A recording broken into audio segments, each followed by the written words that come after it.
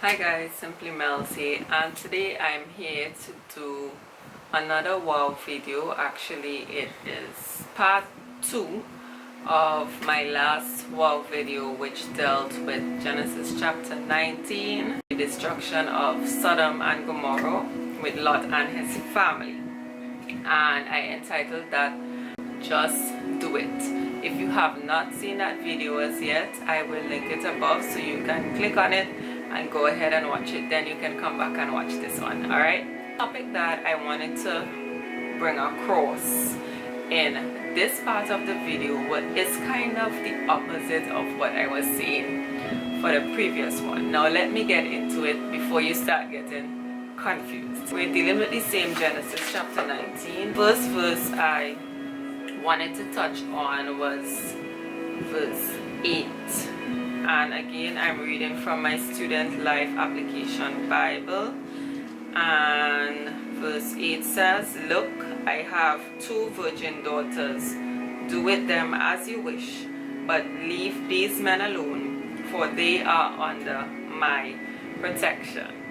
Now, if you would have seen the annotation in the last video, I would have mentioned this point, like what was Lot really thinking when he offered his 2 daughters, his 2 virgin daughters, to those guys who were banging on the door to get someone to sleep with. Well, they came specifically for the 2 angels, which were 2 male visitors, right? But instead of, offering them up, he offered up his daughters as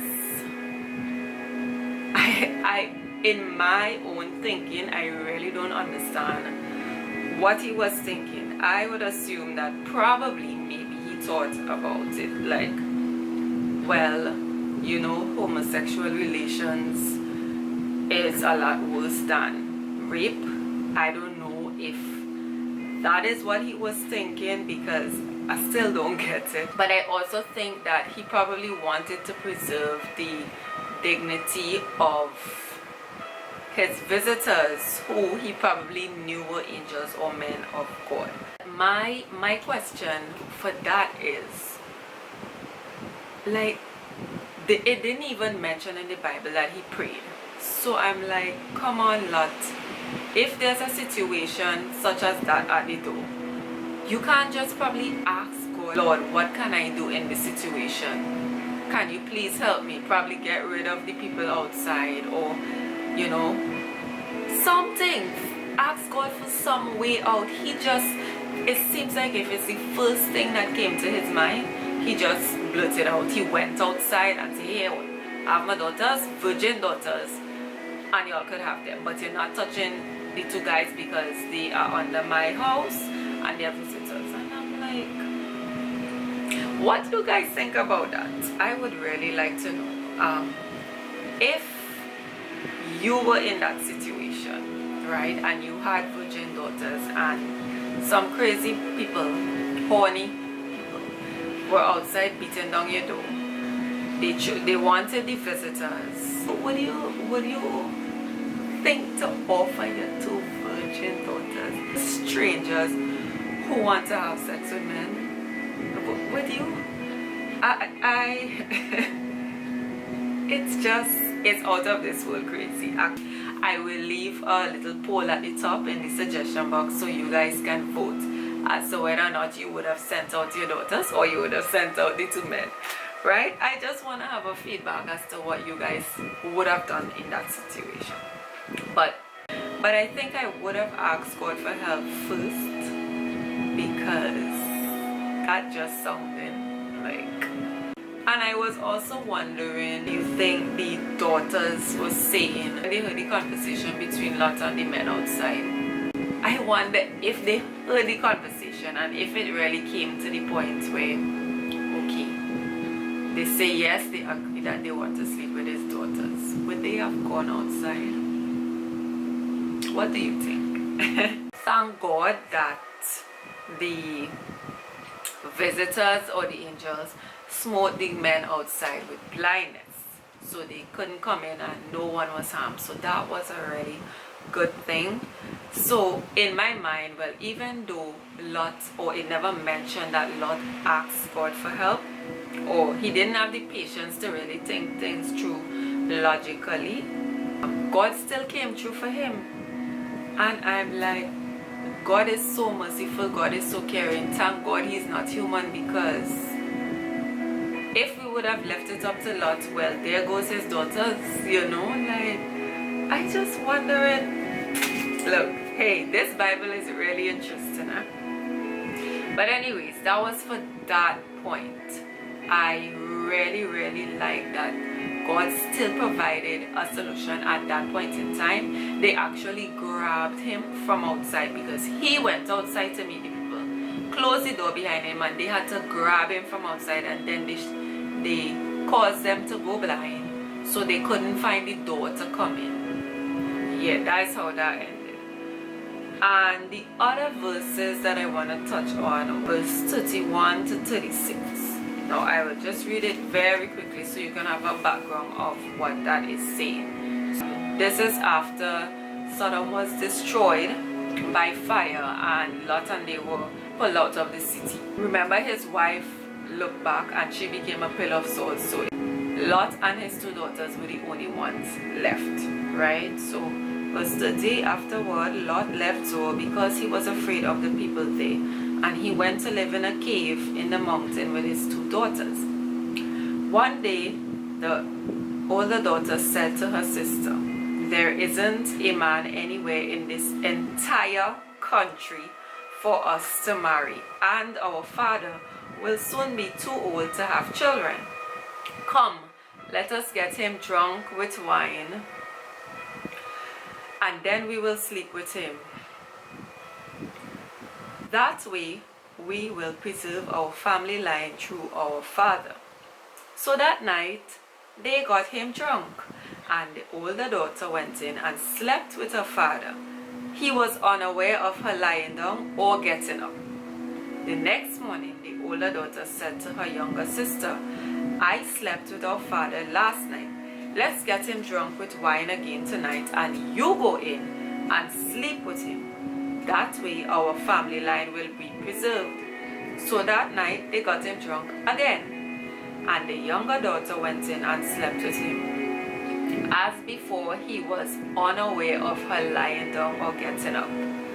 So both of Lot's daughters became pregnant by their father. When the older daughter gave birth to a son, she named him Moab. He became the ancestor of the nation now known as the Moabites. When the younger daughter gave birth to a son, she named him Ben-Ami. He became ancestor of the nation now known as the Ammonites. Hey, we just say the Bible boring. It ain't boring, you know. It ain't boring. This is a soap opera right here, telling out, playing out, right?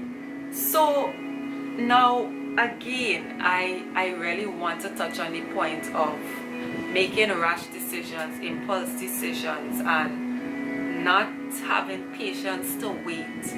Now Lot's two daughters, they assumed, right? They assumed that there were no more men in the land. So they took it upon themselves without even consulting God, or speaking to Lot, or asking Lot, or they just took it upon themselves to say, "Here what?